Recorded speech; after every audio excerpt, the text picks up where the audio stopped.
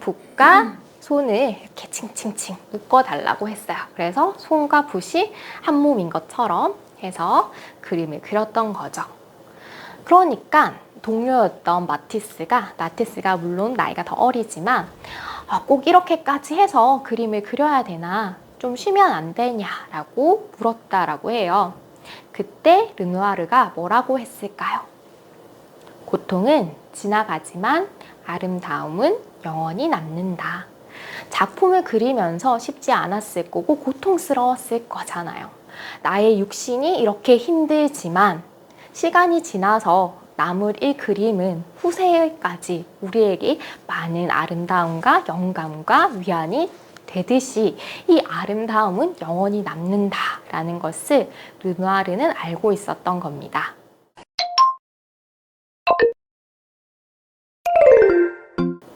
이번에 르누아르의 뮤즈에 대해서 살펴봐야겠죠? 화가들에게는 한 명씩 꼭 뮤즈들이 있었습니다. 르누아르의 뮤즈는 누구였을까요? 그의 아내였던 알린 빅토린 샤리고라는 사람입니다. 1859년생으로 르누아르보다는 한 18살 어렸던 소녀입니다. 르누아르가 한 40살에 그녀는 한 20대 초반이었겠죠. 그때쯤 만났다라고 해요. 이 여성 역시 프랑스 출생이고 재봉사를 하던 여성이었다라고 해요. 생기 넘치는 모습에 르누아르가 반해서 청혼을 하게 되었는데요. 앞에서 이 작품 속에 그의 아내가 들어있었습니다. 누구였을까요? 오른쪽에 이 여성이요? 저쪽에 테이프. 테이프. 이 여성이요? 정답은 강아지를 들고 있는 이 여성이었습니다. 이때부터 마음에 담아뒀던 건지도 모르겠어요.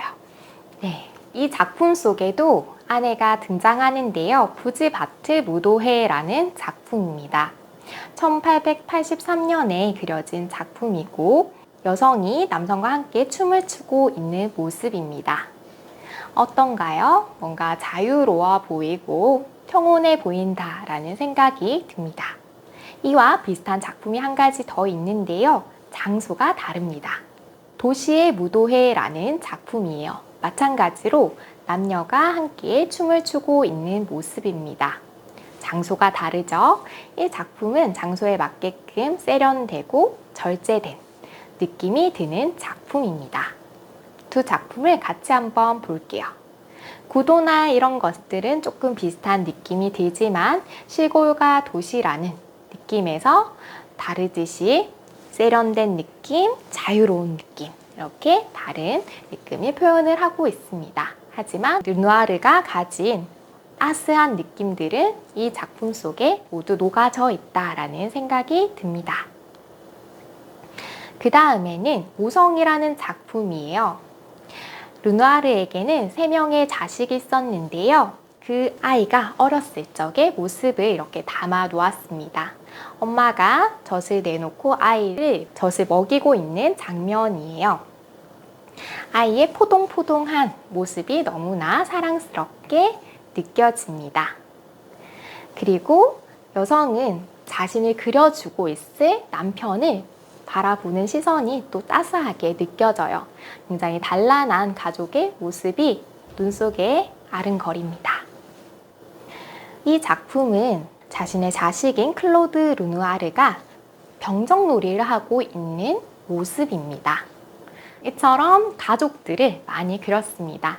친구와 모습, 가족과 있는 모습, 주변에 있는 사람들과 지내는 시간을 르누아르는 굉장히 중요하게 생각했고 그것들을 화폭에 담아 놓았습니다. 르누아르는 그래서 이렇게 말을 했어요. 나는 사랑을 할 때 붓을 사용한다. 어떤 느낌인지 아시겠죠?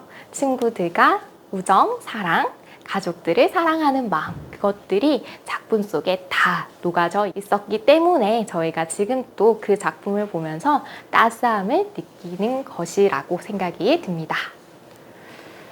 다음으로 노년의 시련에 대해서 살펴보도록 하겠습니다.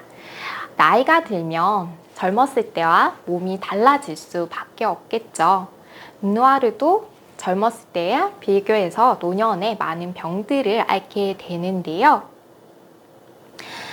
살이 많이 빠졌죠. 젊었을 때에 비해서. 노년에 그는 루마티스 관절염을 앓게 됩니다. 그러면서 몸이 많이 쇠약해졌어요. 50대 때부터 관절염을 앓기 시작했다라고 하는데요. 그가 예전에 그렸던 자화상과 노년에 그렸던 자화상을 비교해보면 사뭇 다른 느낌입니다. 젊었을 때 그렸던 자화상에는 뭔가 생기가 넘치고 자신만만한 모습으로 그려졌다라면은 노년의 자화상은 뭔가 힘 빠진 모습이에요. 이렇게 본인을 담은 모습이 다르다라는 게 느껴집니다. 하지만 그는 노년에도 아픈 몸에도 불구하고 계속해서 작품을 그려 나갑니다. 이 작품은 아내를 그린 건데요. 애완견 박가 르누아르 부인이라는 작품입니다.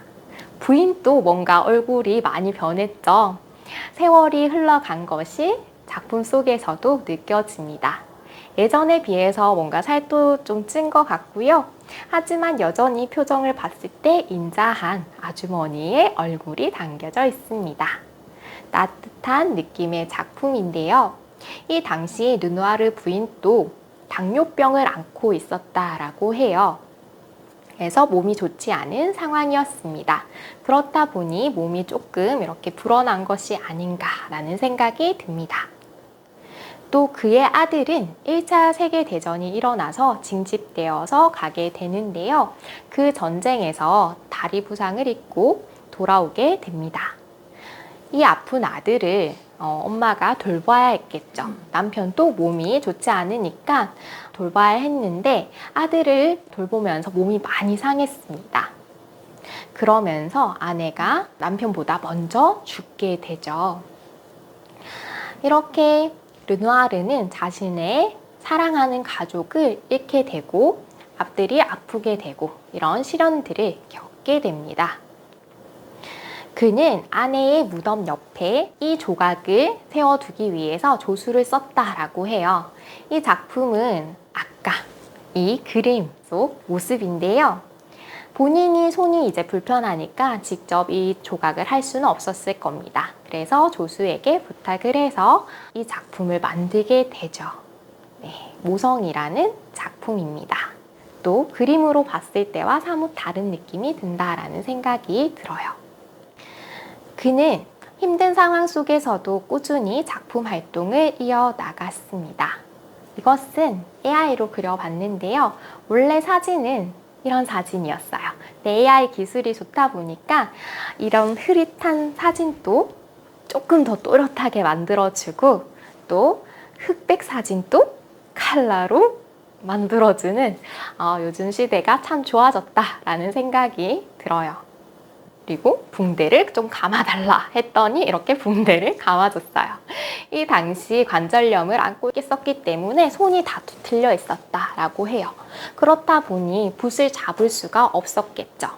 자식들에게 부탁을 해서 붓과 손을 이렇게 칭칭칭 묶어달라고 했어요. 그래서 손과 붓이 한 몸인 것처럼 해서 그림을 그렸던 거죠. 그러니까 동료였던 마티스가 물론 나이가 더 어리지만 꼭 이렇게까지 해서 그림을 그려야 되나? 좀 쉬면 안 되냐라고 물었다라고 해요. 그때 르누아르가 뭐라고 했을까요? 고통은 지나가지만 아름다움은 영원히 남는다. 작품을 그리면서 쉽지 않았을 거고 고통스러웠을 거잖아요. 나의 육신이 이렇게 힘들지만 시간이 지나서 남을 이 그림은 후세까지 우리에게 많은 아름다움과 영감과 위안이 되듯이 이 아름다움은 영원히 남는다라는 것을 르누아르는 알고 있었던 겁니다. 그의 마지막 작품입니다. 목욕하는 여인들이라는 작품인데요. 풍만한 여인들의 모습이 여기에 담겨져 있죠. 비너스상의 여인처럼 굉장히 풍만한 여성의 모습입니다. 또 따뜻한 색감을 쓰고 르누아르 스타일을 잘 살린 작품이라고 할 수 있습니다. 이렇게 마지막 작품을 그리고 르누아르는 생을 마감하게 되는데요. 그는 생전에 이런 말을 했습니다. 해결될 문제라면 걱정할 필요가 없고 해결이 안 될 문제라면 걱정해도 소용없다. 저 이거 보고 탁 무릎을 쳤거든요. 진짜 그렇다. 걱정하면서 살 필요가 없네. 해결될 거라면은 알아서 해결될 거니까 걱정할 필요가 없는 거고, 해결이 안 될 문제라면은 내가 고민해봐야 이거 뭐 달라질 거 없잖아요. 그러니까 고민하지 말고 너무 걱정하지 말고 살자라는 생각이 들었습니다. 그래서 오늘의 저의 한 줄은 소중한 일상을 채워야 할 것은 걱정이 아니라 행복이다 로 마치고 싶은데, 르누아르의 작품을 보면 정말 힘든 순간에도 행복한 일상적인 모습을 많이 채워 넣으려고 노력을 했잖아요. 그런 르누아르의 모습을 작품에서 살펴보시면서 내가 오늘 하루를 고통으로, 걱정으로 보낼지 행복으로 채울지는 생각해 볼 문제다라는 생각이 들었습니다. 그래서 오늘 하루를 걱정이 아니라 행복으로 보내시길 바랍니다. 감사합니다. 김보혜였습니다.